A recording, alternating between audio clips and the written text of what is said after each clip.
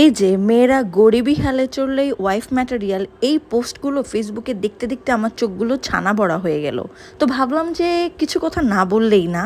মানে বাংলাদেশের মানুষের লজিক একটাই, মেয়ের লাইফস্টাইল যত ফকির সে তত বেশি ওয়াইফ ম্যাটেরিয়াল।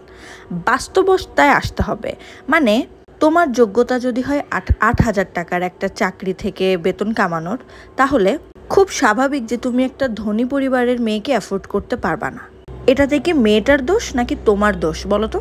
তোমার অকাত যদি ৮,০০০ টাকা কামানো হয়, তুমি সেই স্ট্যাটাসের একটা মেয়ে বিয়ে করো, কিন্তু না, তোমরা আবার সে বেলায় করবে না। তুমি নিজে ফকিরনি হলেও তুমি কিন্তু একটা রিক্সাওয়ালার মেয়েকে বিয়ে করতে চাও না। সো নিজের চেয়ে হাই স্ট্যাটাসের মেয়েকে প্রপোজ করতে গিয়ে যখন পাত্তা না পাওয়া যায়, তখন বলবে নারী তুমি ছলনাময়ী, নারী তুমি গোল্ড ডিগার। ভাই, তোমার কি গোল্ড আছে যে মেয়েটা তোমার থেকে গোল্ডটা ডিগ করবে? যে তো তখন সে কি করবে? মেয়েটার নামে খারাপ কথা বলবে, মিসোজিনি ছড়িয়ে বেড়াবে। সে কিন্তু নিজে ঠিকই বিয়ের সময় সুন্দরী, ফর্সা, লম্বা, কম বয়সী, মডার্ন, ধার্মিক, বাপের একমাত্র মেয়ে, ধনী ইত্যাদি চাইবে। যখনই একটা মেয়ে একটা স্টেবল, একটা বেশি আর্নিং করা ছেলে চাইতে যাবে, তখনই মেয়ের দোষ হয়ে যাবে। এদিকে নিজের চরিত্র ভালো না হলেও কিন্তু চরিত্রবান মেয়েও খুঁজে বেড়াবে। মানে নিজে ঠিকঠাক ধর্ম পালন না করলেও ঠিকই ধর্মের জ্ঞান দিয়ে বেড়াবে। মানে বিষয়গুলো কি একবারেই একপাক্ষিক হয়ে গেল না? তো এইসব সিগমা বাঙালি পুরুষেরা অন্য দোষ ধরার আগে নিজের দিকেও একটু তাকাবেন।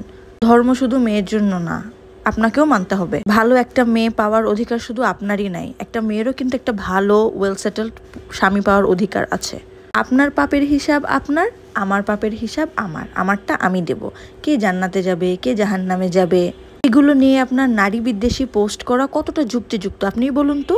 অকথ্য ভাষায় গালাগালি করেন, কেউ যদি ১-২টা মিমস আপলোড করে বা মেয়েদেরকে ছোট করে যদি কেউ পোস্ট করে, সেটাতে আপনি বাহবা দিচ্ছেন। আপনি কি নিজেকে জান্নাতি মনে করছেন? এমন একটা বাজে অবস্থা যে মেয়েদের পক্ষে একটা কথা বলা যায় না। আমাদের আলেম সাহেবরাও কোনো কথা বলে না, শুধু স্বামীর হক, শ্বশুর শাশুড়ির হক, এগুলো নিয়েই কথা বলতে থাকে। নারীর হক, মায়ের হক বা একজন মেয়ে বা স্ত্রীর একটা হক, এগুলো নিয়ে কোনো আলোচনা হয় না।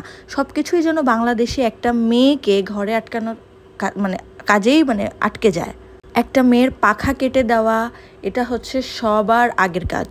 আমার কথা, আমার বাবার ইনকাম যদি ১,০০,০০০ টাকা হয়, সে যদি আমাকে ৩০-৪০ হাজার টাকা দিয়ে বড় করার ক্ষমতা রাখে, সে যদি আমাকে এভাবে বড় করে, তাহলে আমি কেন চাবো না যে আমার স্বামীরও লাখ টাকা উপার্জন হোক? আমি কেন চাবো না আমার স্বামী এরকম হোক বা আমাকে সেভাবে স্পয়েল করুক?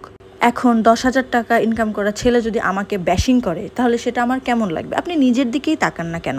আপনি আপনার সন্তানকে হয়তো একদম প্রিন্সেসের মতো বড় করছেন, কিন্তু আপনি যখন আপনার স্ত্রীর ক্ষেত্রে আসছে, তখন তাকে একদম দাসীর মতো করে ট্রিট করছেন। সো আগে আপনি আপনার